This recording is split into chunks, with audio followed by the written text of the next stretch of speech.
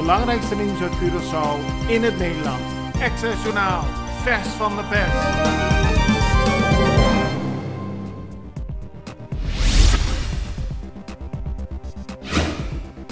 Er komt een einde aan FEFIC. Het parlement heeft hiertoe een beslissing genomen.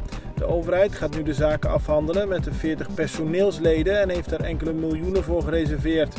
Al jaren is er gedoe over FEFIC. Nu heeft het parlement besloten een einde te maken aan het stichting FEFIC en door te gaan op een andere manier met een vakschool op Curaçao.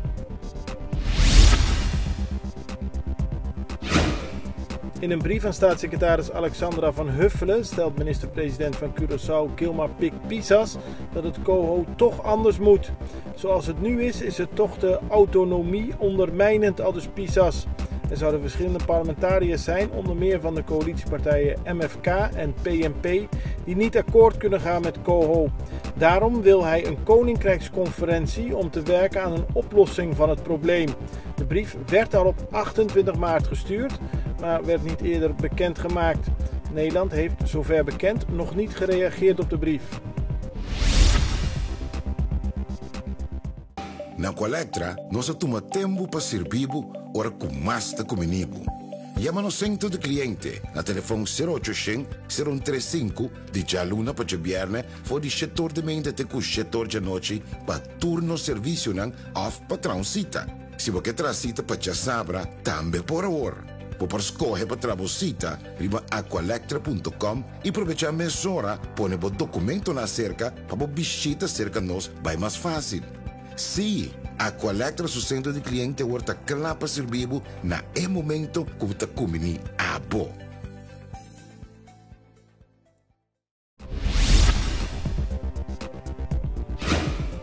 Zoals bekend kent het parlement van Curaçao op dit moment gescheiden kantoorgebouwen.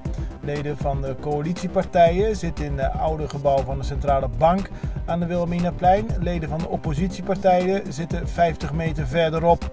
Volgens de voorzitter van het parlement, Charity America Francisca, zou het goed zijn als er bij een nieuw parlement niet meer wordt gewerkt met gescheiden kantoorgebouwen. America Francisca is blij dat het parlement van zins is om een eigen parlementsgebouw te gaan bouwen. Nu wordt er gehuurd en die huurkosten dreigen de spuigaten uit te lopen, aldus de voorzitter.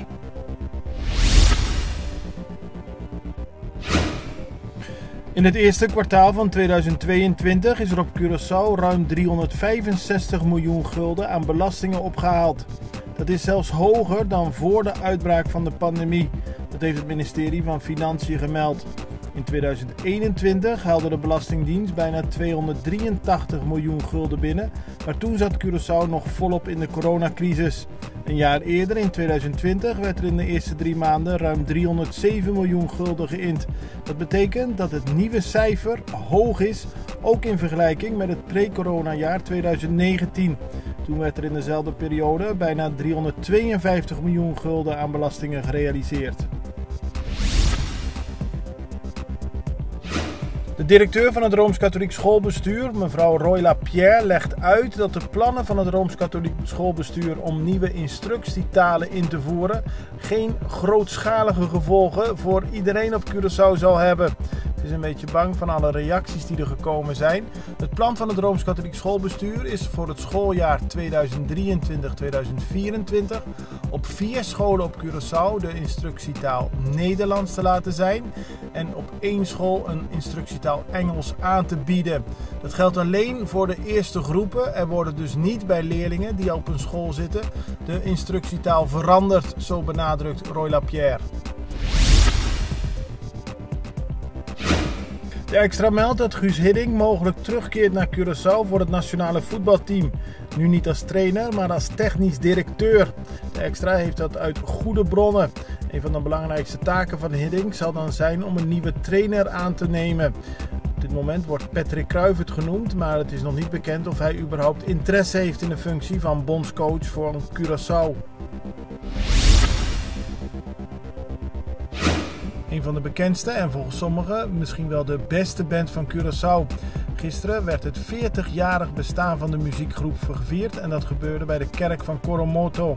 Daarbij werd ook een plakkaat uitgereikt van muzikantenorganisatie AMEC die ERA feliciteerde met het 40-jarig bestaan.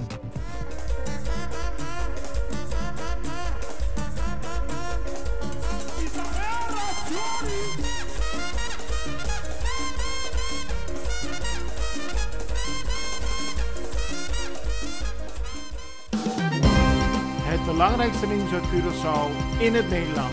Extra Journaal, vers van de pers.